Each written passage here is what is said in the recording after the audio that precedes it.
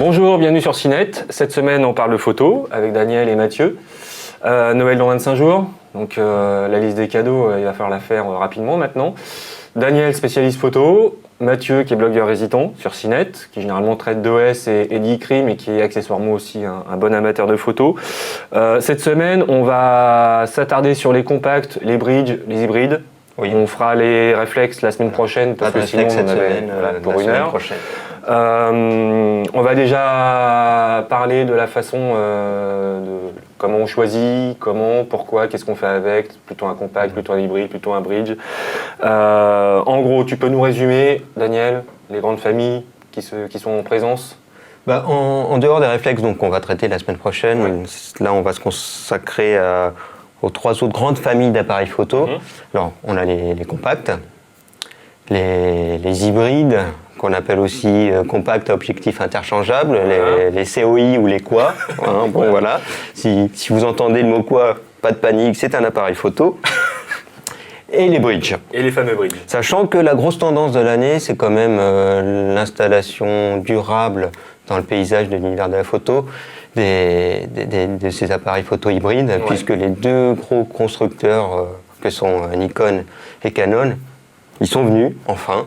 Nikon l'année dernière, et là c'est Canon qui a lancé ses premiers modèles. Enfin lancé, on les attend encore dans la commercialisation. Pour faire court, l'hybride, c'est un compact auquel on peut, avec l'avantage du réflexe, on peut changer les objectifs. Tout est dans le nom, c'est le compact à objectif interchangeable. Voilà. Donc c'est un mi-chemin entre le compact et le réflexe. Ça a un encombrement plus proche du compact et ça a la possibilité on a la possibilité de changer les objectifs comme sur un réflexe. Donc on n'est pas aussi figé qu'avec un compact où du coup l'optique est figée. Voilà. Et on n'a pas tout l'encombrement et des réflexes. Voilà. Ça peut vite y arriver puisqu'il suffit qu'on prenne un quad ou un hybride avec 2-3 objectifs, un flash et on commence quand même à avoir une ribambelle d'accessoires à se traîner derrière soi. Bon, alors si on parle des usages, en gros, quel type de format, enfin en tout cas d'appareil, pour faire quoi concrètement? Alors, le compact, c'est vraiment l'appareil qu'on a tout le temps sur soi, qu'on glisse facilement dans un sac ou une poche, qui ne prend pas beaucoup de place. Après, il y a deux types de compacts. Il y a les compacts simples et puis les compacts experts. Les compacts simples, c'est vraiment pour faire du point and shoot. Ce qu'on appelle le point and shoot. Voilà, donc pas les mots anglais, mais voilà, quand il faut, il faut. Je vais te poser la question tarte à la crème, on va l'évacuer tout de suite parce qu'on l'a eu. En gros, là on est sur les compacts, on va dire en entrée de gamme relativement basique, on est sur des gammes de prix de quoi, 150, 200 euros? Ça va de 150 à 200 euros, oui. Ok, donc smartphone versus compact, entrée de gamme. Bon. Est-ce que ça vaut le coup d'acheter un compact à 200 euros si on a un smartphone, on va dire relativement évolué en termes de photo? Si on a un smartphone récent avec bonne spécificité photo, clairement non. Que ça fait un objet supplémentaire à se trimballer dans son sac, ça encombre, les gens vont en utiliser un plutôt qu'un autre. Donc si on a déjà un smartphone, je dirais que ça ne sert pratiquement à rien d'acheter un appareil photo entrée de gamme à 100-150 euros, surtout que les capacités photo de ces smartphones récents sont très bons, donc clairement... Moi, pour un usage Facebook, réseaux sociaux, voilà. Après, pour des développements plus grand format, ça posera peut-être un peu plus de problèmes, je pense. On a vu la question justement, est-ce qu'on peut imprimer des photos faites avec un smartphone? Les deux spécialistes. Je dirais qu'à l'heure actuelle, tous les smartphones récents ont des capteurs, j'ai arrondi à 8 millions de pixels. C'était la moyenne des appareils photo il y a 2-3 ans. Et on les imprimait il y a 2-3 ans. Donc, pourquoi on ne pourrait pas imprimer les photos faites avec un smartphone? Donc, et puis il y a aussi Nokia qui lance des smartphones poussés comme les PureView, qui est vraiment dédié photo avec un gros capteur et qui fait de très bonnes photos aussi. Donc voilà, pour l'entrée de gamme, le smartphone peut faire l'affaire. Après, si on va aller plus loin, c'est vrai qu'avoir un vrai appareil photo, c'est pas mal quand même. D'accord. Et après, si on passe donc sur les hybrides et les bridges, alors tu sais que moi j'ai toujours eu un problème entre ces deux choses-là. J'ai toujours eu un problème avec les bridges.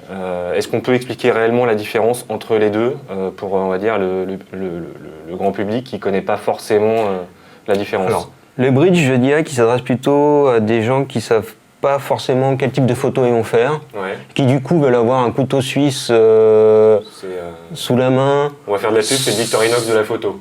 Ouais. Et c'est sans avoir à investir dans un réflexe pour pouvoir choisir sa focale, ses types d'objectifs, un grand angle ou un gros zoom. Le bridge va du grand angle, à l'heure actuelle, va du grand angle au super zoom. Ouais. Dans des boîtiers relativement volumineux quand même, c'est pas... assez gros. Voilà. Et c'est toujours plus réduit qu'un réflexe avec toute sa panoplie. C'est moins encombrant voilà. et voilà. Et en fait, il y a tout ce que peut offrir presque un réflexe dans un boîtier relativement volumineux Ouais. et qui va servir tout au long de l'année. Alors Mathieu, toi justement, tu vas faire le contradicteur. Je sais que toi tu bosses uniquement en réflexe. Est-ce que toi, là-dedans, il y a des choses qui t'intéresseraient? Est-ce que les compacts, les poids, ça te parle? Et les bridges aussi? Alors effectivement, moi les bridges, j'ai jamais accroché et je m'en suis pas servi d'ailleurs. Par contre, les compacts à objectifs interchangeables, c'est vrai que c'est un côté quand même assez attrayant, même quand on se balade avec un réflexe. Parce qu'au bout d'un moment, quand même, quand on se balade avec un réflexe, il y a quand même le poids de l'objet. Se trimballer avec tous ces objectifs, ça fait lourd à la fin de la journée. Un compact avec objectif interchangeable, déjà l'encombrement est beaucoup plus réduit, ça peut se mettre dans une sacoche. On peut se balader avec 2-3 objectifs qui sont quand même beaucoup moins encombrants que ceux d'un réflexe. Donc effectivement, ça peut être vraiment quelque chose d'intéressant. Peut-être pas forcément le même usage qu'un réflexe, ou en tout cas suivant les conditions. Mais c'est vrai que c'est quand même très attrayant. En tout cas, je privilégierais plus ça qu'un compact si je devais acheter quelque chose de petit format. Un petit format, d'accord. Pour en revenir juste sur l'encombrement, juste pour montrer un exemple, ça c'est un compact standard. Et là, on a un hybride. Ouais. Et on voit que bon, globalement... c'est un peu plus volumineux, mais ça reste raisonnable. Ça reste acceptable. Et alors, la dernière question, qui, moi, me titille toujours, si on parle des compacts experts, est-ce qu'il y a encore... Enfin, quel est l'intérêt d'acheter un compact expert aujourd'hui? Sachant que sur la gamme de prix, entre le compact expert et l'hybride, la différence, ça commence à être... Là, on reparle encore spécifiquement du problème d'encombrement et du volume.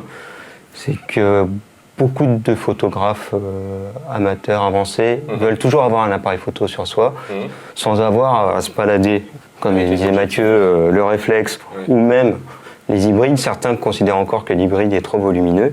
Et donc, vraiment dans des petits volumes, on a des appareils complets, avec la possibilité d'accéder à des paramètres de façon manuelle et de vraiment jouer sur le type de photos qu'on va faire, le résultat final, dans un encombrement vraiment réduit. Ok, donc si on résume, et justement là en fait on va en arriver à la question qui est en fait cruciale, c'est les usages et surtout en gros quel type de photographe on est. C'est-à-dire qu'il ne faut pas se mentir.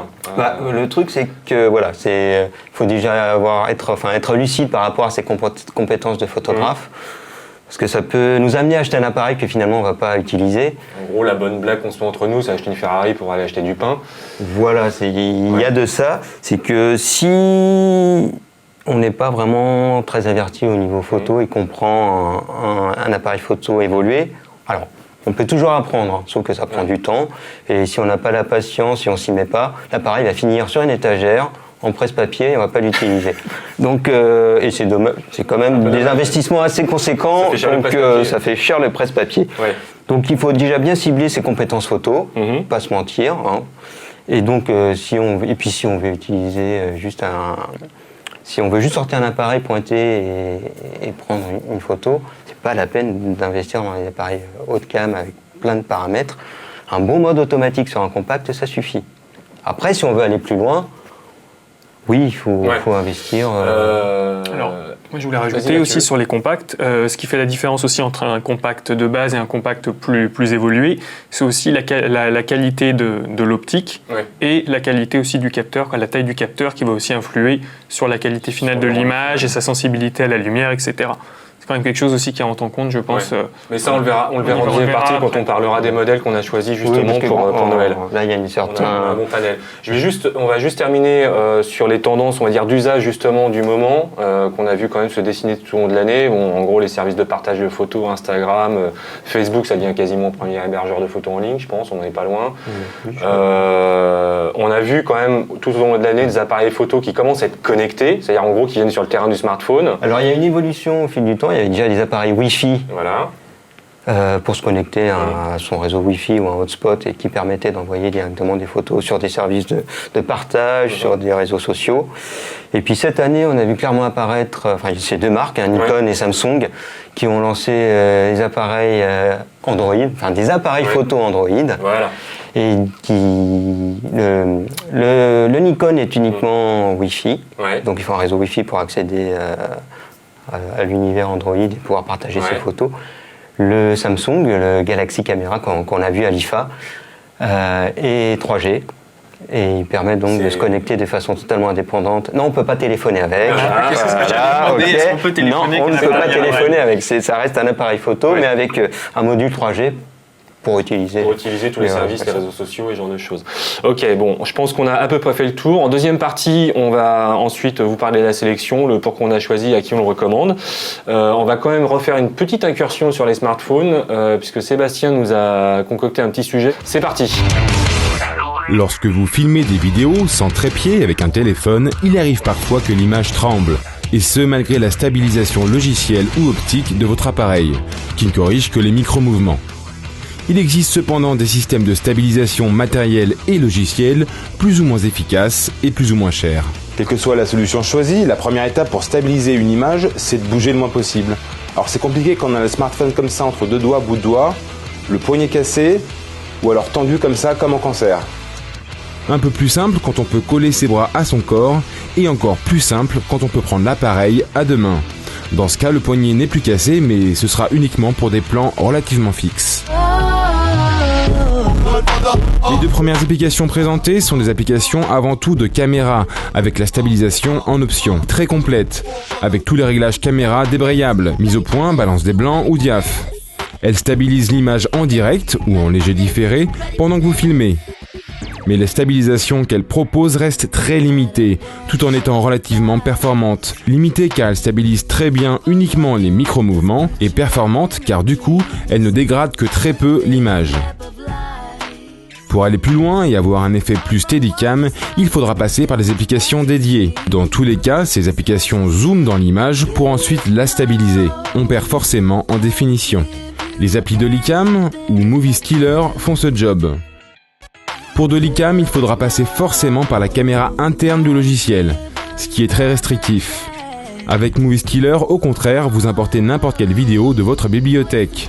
Les deux applications vous proposent de régler la puissance de la stabilisation et le niveau de zoom dans l'image. Ces deux applis stabilisent correctement les plans fixes ou avec une faible amplitude de mouvement. Des bancs noirs peuvent apparaître lors de mouvements plus rapides, comme des panoramiques. Il faudra alors zoomer un peu plus dans l'image, mais aussi du coup la dégrader. Par contre, oubliez les mouvements à forte amplitude, comme suivre quelqu'un marchant. Les deux applications se retrouvent totalement à la ramasse avec des artefacts et des sautes pires à regarder que le Rush original. Passons maintenant aux solutions matérielles les plus simples. Elles vous proposent de solidariser vos doigts avec votre bras. Par le biais d'une poignée. C'est simple, mais efficace. J'utilise ici le Slingshot, qui peut aussi servir de trépied avec sa tête rotative et une languette incorporée.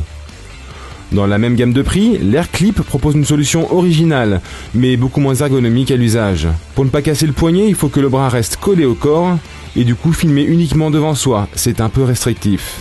Outre l'avantage de solidariser votre main avec le bras, ces solutions éviteront au micro intégré de capter les bruits de manipulation de vos doigts en contact direct de l'appareil. Solution ultime, mais beaucoup plus chère, le Steadicam. Idéal pour les réalisateurs et iphonographes en herbe. Le principe est simple, un contrepoids, par le biais d'une tête rotative fluide, stabilise à l'horizontale le mouvement. Un Steadicam, ça se règle à tâtons. D'une part, il faut trouver l'équilibre au niveau de la tête rotative quand le steady est à l'horizontale, en privilégiant légèrement le côté des poids. On rajoute ou on enlève des poids en fonction de la lourdeur de la caméra. Ensuite, il faut trouver l'axe à la verticale. Il faut décaler pour cela vers l'avant ou vers l'arrière la caméra. On s'aidera également du contrepoids pour l'équilibre de l'autre axe. J'ai entre les mains l'un des premiers modèles du Pico Steady, un Steadicam né d'un projet Kickstarter qui a la particularité d'être compact et très robuste. Une fois réglé, le Steadicam est un engin super efficace. C'est flagrant ici en marchant et ça l'est encore plus en courant. Il faut par contre être toujours bien fléchi sur ses jambes. Il n'y a donc pas de miracle, une bonne stabilisation passe par un Steadicam de qualité. Alors, maintenant, on va passer à la sélection de produits. On va rentrer dans le dur et dans le concret. On va commencer par les compacts, Daniel. On commence par les compacts, ouais. pas de souci. Donc, vous Donc voyez tes le- choix, pour qui, pourquoi, les points forts, les points faibles. À toi. Ça fait un peu liste du Père Noël ou à l'après-vert. Pas de panique. questions, t'inquiète pas. Bon, là on a un petit panel, hein, c'est Noël. C'est des prêts, hein, on va les rendre. On rassure. Au niveau des compacts, moi, mon choix indéniable, limite tout appareil confondu cette année, c'est quand même le Sony RX100. Le petit là. Ouais. Un petit appareil étonnant.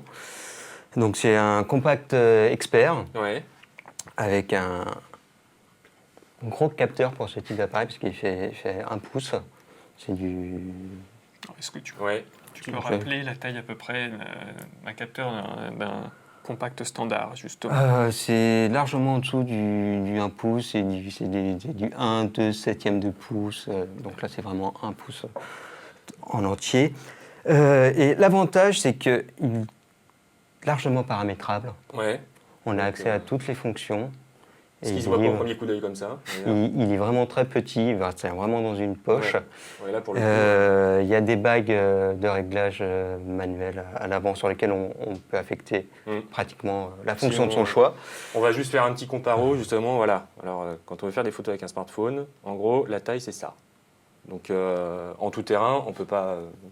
Ça tient dans une poche. Il tient dans une poche, il est réactif, il fait d'excellentes photos et vidéos. On a accès aux paramètres. C'est vraiment moi mon coup de cœur de C'est l'année. le tout terrain par excellence. Oui, enfin difficile à dire. Voilà. Alors, paradoxe du compact, c'est qu'au niveau focal, il a un gros zoom. Hein, Voilà, non, mais- il s'arrête à du 100 mm, mais c'est largement suffisant pour un usage au quotidien. Ok. Il est un peu cher, mais Combien on le trouve à partir de 600, 650 euros. Quand même. Bon. Et ensuite. Alors, les deux autres choix qui sont Ouais. clairement moins chers, c'est le Panasonic LX7. Ouais.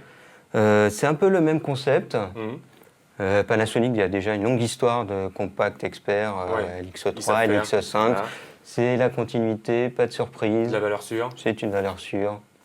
Et il est quand même 200 euros moins cher. Donc On en arrive alternative à- au RX100, On est dans les Et- 400 euros, c'est ça à peu 400, près 450, ouais. Ouais. Et le troisième choix, c'est alors un petit compact un peu plus automatique. C'est le Canon S110, Qui est plus pour monsieur tout le monde, globalement. qui est plus pour monsieur tout le monde, qui reste quand même dans du haut de gamme. Alors lui aussi, vraiment, son gros avantage, c'est vraiment qu'il est très petit. Mhm. Phénomène de mode de l'année aussi, il a le même type de bague autour de Ouais. l'objectif pour pouvoir accéder à des réglages. Et lui aussi, encore, il descend encore un cran au niveau tarif, il est à 400 euros à peu près. D'accord. Et alors, pour sortir des réflexes, pardon, Oh, c'est lapsus. voilà, ça y est, c'est fait. Pour sortir des compacts experts, Ouais. il y a les compacts grand public où là, vraiment, il y a des modes manuels, mais c'est vraiment pour un usage en tout automatique. Ouais. Il y a le HX20V de Sony, très bon appareil, réactif, plage focale, pour pas dire de Un peu plus bêtises. épais même d'ailleurs. On Ouais, c'est dirait un que peu le plus- compact voilà. expert, c'est assez C'est un peu plus à rigolo. l'ancienne, on va dire. Voilà. Un peu plus polyvalent Ouais. au niveau de la focale, puisqu'il fait du 25-500 mm, Ouais. et il est à 300 euros, vraiment. Bon, pas de panique, hein, on vous mettra toutes les références Non, dans Il y a des papiers qui produits expliquent dans tout le. ça Voilà. sur Cinet France, Vous il n'y a pas inquiétez de pas. souci. Je vais juste faire une parenthèse. On va évacuer aussi la question tout de suite parce que on en voit pas mal dans les grands magasins, enfin les Darty, les Fnac, ce genre de choses. Les APN compacts, en gros, en dessous de 100 euros en tête de gondole. Ça vaut le coup. Si on veut faire un petit cadeau à un gamin Ouais. pour qu'il s'initie à la photo, c'est un bon choix. C'est joliment dit. Et non, mais ça peut, Non, ça mais peut dépanner. Mais C'est vraiment un appareil photo qui peut dépanner le complètement. truc à l'heure actuelle, c'est que même les grandes marques font des appareils photo Non, mais à moins voilà. de 100 euros. On trouve des Nikon, des Canon Non, à mais moins de 100 euros. justement, le piège peut être là-dedans. C'est-à-dire qu'on se dit, ouais, c'est une grande marque, donc il n'y a pas de souci, c'est 99 euros. Avec ces appareils, quand il y aura de la lumière, il prendra des photos. Voilà. Il n'y a pas de souci. Parce que les appareils qui photographient dans le noir n'existent pas encore, c'est clair. Après, c'est plus dans les conditions de faible luminosité. Ouais. Il y aura plus de bruit, la sensibilité sera beaucoup moins importante. Ça reste un accessoire, en tout cas, voilà. Enfin, faut pas s'attendre. Faut pas s'attendre à des miracles. Voilà. Bon, fallait le dire. Si on passe au compact hybride. Alors, les quoi Là, ça m'intéresse. Les quoi Alors cette année, moi, du coup, mon coup de cœur, c'est un Olympus. C'est l'OMD EM5. On doit dire qu'il nous a bien plu. Enfin, c'est vrai qu'on l'a reçu, Alors il est assez encombrant, hein. Faut pas se leurrer non plus, mais c'est vraiment le mini réflexe avec les différentes molettes de réglage, d'accès, de raccourci, les bagues sur les objectifs, le viseur, pas optique mais électronique, un écran articulé. On a vraiment on utilise un vrai petit réflexe, qu'on se transporte. On peut vraiment l'avoir tout le temps dans son sac et il est réactif, fait de belles photos. On a combien alors, annonce la douloureuse. 1 200 €. Voilà, donc c'est quand même le prix d'un réflexe, faut le dire. C'est plus cher qu'un réflexe grand public. Voilà, c'est quand même l'inconvénient. Mais c'est vrai que c'est une très belle bête. Et petite précision importante, il utilise le format micro 4 tiers que Panasonic exploite aussi. Et il existe depuis 3 ans. Et du coup, au niveau parc d'objectifs, c'est le plus grand parc qui existe à l'heure actuelle. Donc, il y a le choix au niveau des objectifs. Ce qui n'est pas négligeable. Dernière précision, et j'arrête là. Il est stabilisé au niveau du capteur, au niveau de l'objectif. C'est pas négligeable non plus. C'est pas négligeable non plus. Bon, et sinon, l'alternative. Alors, il y a 2 alternatives. L'année dernière, c'était le Nex 5N qui avait fait flasher. Voilà. Là, il y a l'évolution logique, le Nex 5R, donc avec toujours ce design assez particulier à Sony, un appareil un petit peu déséquilibré. On en parlait tout à l'heure, c'est qu'à la longue, ça peut être un peu fatigant de le tenir. Si on le tient à une main, ça peut être un petit peu fatigant. L'Olympus est plus équilibré. Voilà, il est plus équilibré maintenant. Moi qui suis gaucher, ça ne me gêne pas du tout de le prendre comme ça. Pour stabiliser, d'ailleurs, c'est peut-être même mieux, je sais pas. Avec ma main gauche. Moi d'ailleurs, ce que j'aime beaucoup dans ce design asymétrique, c'est sa tenue à 2 mains, que je trouve très agréable. On retrouve l'écran articulé. Je fais une parenthèse parce qu'on en parlait avant l'émission. Justement, quand vous choisissez un appareil photo, même si vous l'achetez sur Internet, c'est pas négligeable d'aller le voir dans un magasin, de le prendre en main. Parce que mine de rien, l'appréhension de l'appareil... La sensation est quelque chose de vraiment personnel. Et grande main, petit main, gros doigt, petit doigt, est-ce que les commandes... Voilà, est-ce que ça tombe Vraiment important d'aller en magasin si on peut et de le prendre en main juste avant pour vraiment pas être déçu. Pour résumer, si vous achetez une voiture, vous vous mettez dedans pour voir comment vous êtes. Là, c'est un peu pareil. Et l'autre gros avantage des Nex, c'est qu'ils utilisent un capteur au format APS-C. C'est le format qu'utilisent les réflexes grand public. Il est vraiment largement plus grand. Là aussi, il y a un petit papier sur CNET qui compare un peu tous les formats de capteurs. Donc, je vous invite à aller le voir. Et on est à combien sur le Sony ? Alors, le Nex 5R, il est à 650 avec l'objectif. Moitié prix quand même par rapport à l'Olympus. Et la focale de cet objectif, par contre, pour comparer, parce qu'on parlait des compacts, la focale de son objectif. Alors, alors là, c'est un 18-55 avec un coefficient multiplicateur de 1,5. Donc, on aura du 24 en grand angle. Et le dernier, on retourne sur le Panasonic. Panasonic, la valeur sûre, c'est le GX1. Ouais, c'est moins sexy. Moi j'aime bien, le design, il tient bien en main. C'est plus solide. Oui, par contre, alors, moi, j'ai très subjectif, la finition du Sony, je la trouve un peu limite quand même. C'est blanc, quoi, aussi. Non, mais même la molette qui se trimballe un peu partout, enfin, moi j'ai un peu de mal, quoi, c'est pas très rassurant. Il est très bien, il a l'air très bien, mais... L'usage, vraiment pas... Dans les mains, il n'a pas l'air... Donc le Panasonic valeur sûre, comme pour tout à l'heure le LX-S7 au niveau des compacts. On reste dans le domaine du connu. La particularité, c'est de proposer des objectifs motorisés. On perd les bagues des mises au point et de focale, mais du coup, il est vraiment très petit. Alors là, vraiment, c'est une histoire de choix. C'est au niveau encombrement, c'est un des plus compacts. C'est vrai que ça, c'est pas mal. Et puis, toujours pareil, accès aux paramètres. Si je ne me trompe pas, c'est celui-là qui a un écran tactile. Il a un écran tactile. Voilà, ça peut être le Sony. Et le Sony aussi. Oui. Alors Mathieu, tiens la colle, puisqu'on en parlait il n'y a pas longtemps. Toi, tu bosses qu'au réflexe. Si tu devais choisir là un des trois, Peut-être, j'hésiterais. Je pense que l'Olympus me plaît bien. En fait, il me rappelle la version argentique de cet appareil. En fait, Ils ont joué un peu là-dessus. voilà, ils ont repris exactement la même. Il manque simplement la petite molette pour recharger, en fait, quoi. Pour passer à voilà, c'est ce que je disais à Daniel. Ils auraient pu la mettre pour allumer l'appareil photo, quelque chose. Ça aurait été rigolo. J'hésiterais entre un Sony ou l'Olympus. Et l'Olympus. En fait. Ok. Voilà. Et le Lumix, il est à combien? Juste parce qu'on a Le oublié le prix. Lumix, il est autour des 500, 600. Donc ça reste, voilà. En gros, il y a d'un côté le Sony et le Lumix, bon, de l'autre côté l'Olympus où on franchit le cran. On franchit, c'est là. Ok, et si on termine par le bridge? Le bridge, j'en ai retenu qu'un, un Panasonic, c'est le FZ200. Ouais. Donc focale extrêmement étendue, je ne vais pas dire de bêtises, mais c'est du 25-600 mm dans un seul et même appareil. Et le gros avantage, c'est que l'objectif, on peut le voir un peu au diamètre, il est très lumineux. Pour ceux à qui ça parle, c'est quand même une ouverture constante à 2,8 sur toute la plage focale. C'est très lumineux pour ce genre d'appareil. Donc, il est complet, écran articulé. À l'arrière, voilà. Et c'est un bon compromis pour des gens qui font des photos de temps en temps, qui veulent vraiment avoir un appareil très polyvalent. Voilà, ouais. Et il est autour de 500 €. Voilà, 500 €, donc c'est quand même une c'est super pas bonne nécessaire, alternative, quoi. Ok, écoute, merci Daniel. Nous, de toute façon, on se retrouve la semaine prochaine pour là parler que des réflexes. Nous, on va accueillir Sébastien pour la semaine connectée.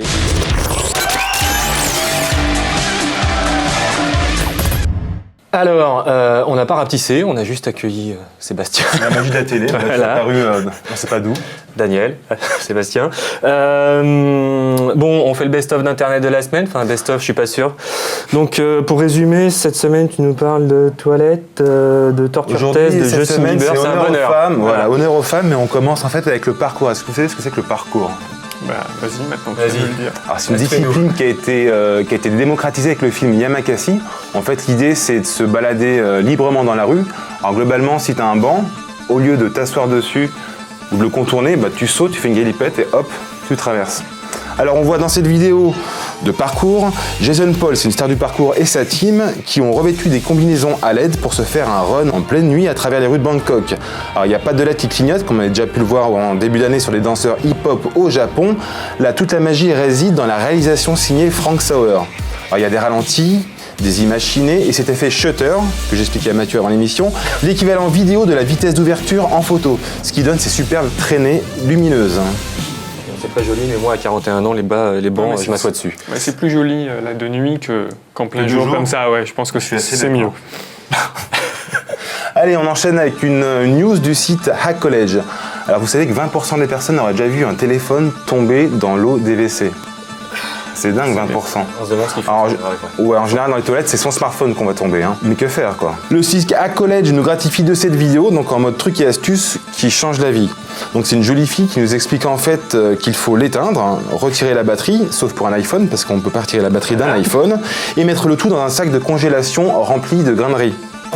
On laisse ça pendant 24 heures, exactement, parce que le riz absorbe l'humidité. On avait fait le tuto il y a quelques mois sur Cinet. Bon, a priori, ça marche moyen quand même.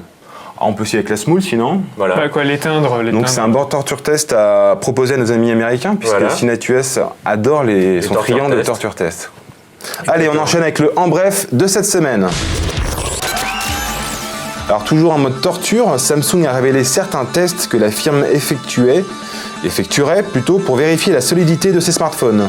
Alors il y a des tests très sérieux et puis il y a aussi la machine tape-cul qu'on peut voir à l'écran. Donc il y a du jean, il y a clairement un souci de réalisme et du détail. Alors je dirais même que c'est un cul féminin comme ça. Oui, ça Et il fait manque plus que la perruque blonde et le tour est fait. Oppan Gangnam Style. Alors, sur la planète YouTube, on a Psy qui a détrôné Baby, le baby de Justin Bieber, sur la première marche du podium des vidéos les plus vues de tous les temps. 852 millions de Gangnam Style ont été visionnés en moins de 5 mois, incroyable, et ce sans compter toutes les caricatures qu'on a pu voir. Et ça compte ceux qui étaient sur Free et qui voulaient le voir sur YouTube? Non? Il y a des refresh? Non, pardon. Je ne sais pas, mais c'est une bonne question. Si l'indigestion de Gangnam Style ne vous a pas encore touché, il y a le site Jiblab, que vous connaissez sûrement, Ouais. qui propose des e-cards vidéo. En fait, vous mettez votre photo pour Noël. Donc là, c'est moi, c'est à partager sur les réseaux sociaux et envoyer à vos amis. C'est toi? Voilà, la vidéo la plus vue sur le net cette semaine, c'est une caméra cachée brésilienne. Donc un ascenseur tombe en panne, la lumière s'éteint et quand elle se rallume, une petite fille apparaît en mode The Evil. Super. Donc c'est digne des plus grands films d'horreur et on peut voir que le Brésilien a très peur du diable. Beliveau is not dead. Tout à fait. Honneur aux femmes pour finir cette semaine avec le site internet pour vous lectrices, parce que vous le valez bien, dorsel.com. C'est un site pornographique 100% dédié aux femmes. On n'y trouve pas du gros plombier musclé, mais plutôt ce que recherchent un peu les femmes. Du scénario high level, le souci du détail et de longs préliminaires. Voilà. Et Les on films- on fait une petite dédicace à Pierre Lecourt, qui connaît bien l'URL. Tout à fait. Pierre Lecourt, donc, qui est à cybersquatter l'URL dorsel.com. Pierre Lecourt que tu connais, c'est un blogueur journaliste, Qui était chez nous. qui était chez nous tout à fait. Quoi. Liberté. Et donc il n'a même pas revendu le site, je crois qu'il a offert gracieusement. Voilà. C'est sa c'est grande le humanité. développement, Voilà, tout à La fait. culture, Alors j'ai quelques chiffres intéressants. Donc ils n'ont pas fait ça n'importe comment, hein, Dorsel, ils ont fait une c'est pas étude de le genre. marché, donc ils ont demandé une étude à l'IFOP. Et donc 80% des femmes auraient déjà vu des pornos, Ouais.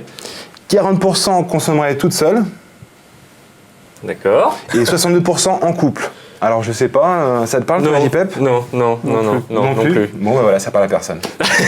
Bizarrement. Et toi? Bizarrement. Moi je suis célibataire. Bien sûr.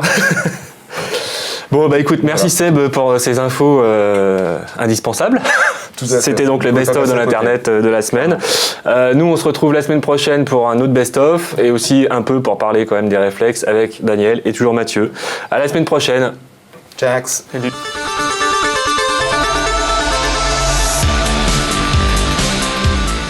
En vidéo également sur Dailymotion YouTube et en podcast iTunes. Retrouvez-nous sur Facebook /CinetFrance et sur Twitter @CinetFrance.